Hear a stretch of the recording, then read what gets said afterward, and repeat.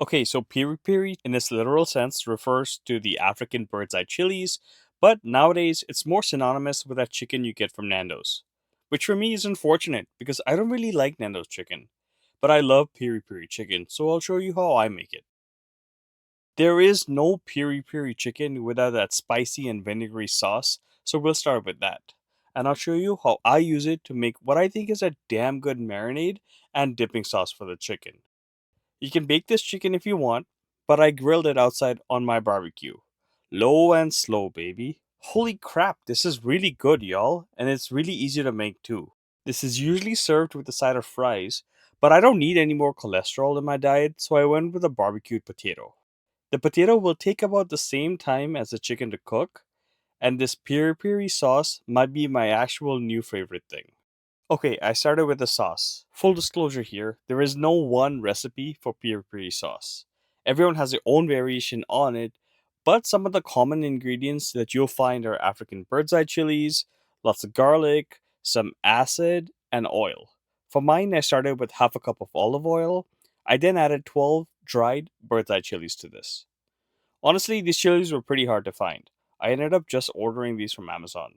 They came in this huge pack, and I think this one should honestly last me for the rest of my life because these are super spicy and you don't need a lot of these to make this chicken. Okay, next up the garlic, and lots of it.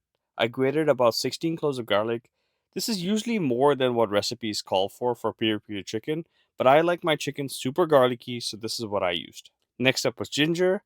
As far as I know, ginger is not usually a part of peri-peri recipes, but I think that ginger and garlic is an awesome combo, so I grated up 1 inch of ginger and I added it to this. I then added 1 tablespoon of oregano, but other dried herbs like rosemary or thyme will also work.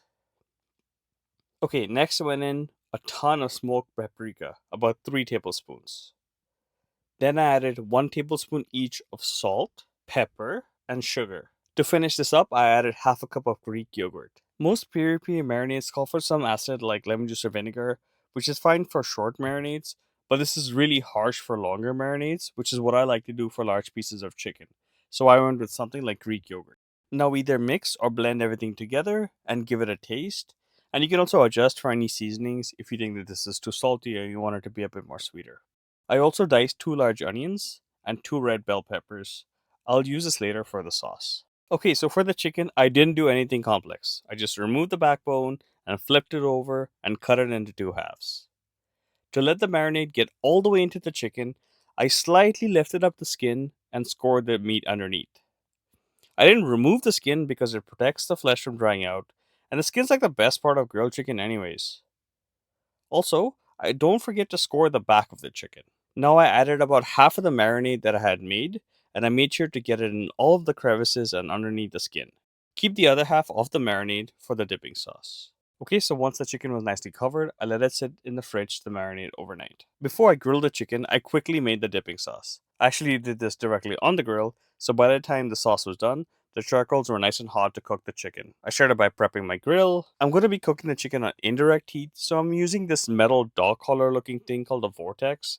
It funnels the heat from the charcoal up and around the barbecue, so it works like a convection oven. Also, this doubles as a direct heat source, like a stovetop burner, and you can use something like this cast iron pan to cook directly on this. I cooked the sauce in this, so I added about a quarter cup of vegetable oil and waited for the oil to get hot. To check if the oil was hot enough, I used a small piece of vegetable, and once it started to sizzle, I knew it was ready. I put the vegetables in and cooked them until they started to brown and change color. Because I'm cooking directly over the charcoals, I needed to constantly stir the vegetables to make sure that they didn't burn. If the charcoals were too hot, I could have used a couple of bricks to elevate the pan a bit further away from the heat. Once the veggies were softened, I added the remaining half of the sauce and reduced it down until it was almost a relish like consistency. Okay, so now's the most important thing. This sauce is super vinegary, so I added about half a cup of apple cider vinegar. You can also just use regular white vinegar if that's all you have. I kept stirring this around until some of the liquid evaporated and it got back to their relish like texture. Once this was done, I checked for seasoning and took it off. I then put in a few extra charcoals just to make sure I had enough fuel to cook the chicken and the potatoes. The chicken and the potatoes actually take about the same time and temperature to cook, which for my grill was about 425 degrees for about 50 minutes. Also, like the potatoes, I basted the chicken in mayo so the skin would get a nice brown color. Now, after almost an hour, the chicken was done, but the potatoes still needed a few more minutes, so I put them back on the grill for another 10 and done. The chicken and the potatoes were done. Okay, so now the taste. Honestly, this chicken is perfectly cooked. You just can't beat low and slow barbecue. But honestly, I think my favorite part of this is the sauce. God damn, this is good. It's good with the chicken, but honestly, I like it better with the potato. It goes really well with the sour cream, but I bet this would be awesome to toss around with some pasta. Anyways, if you like this, feel free to like and subscribe. And if you made it, share some pics on my barbecue meal prep subreddit. See ya!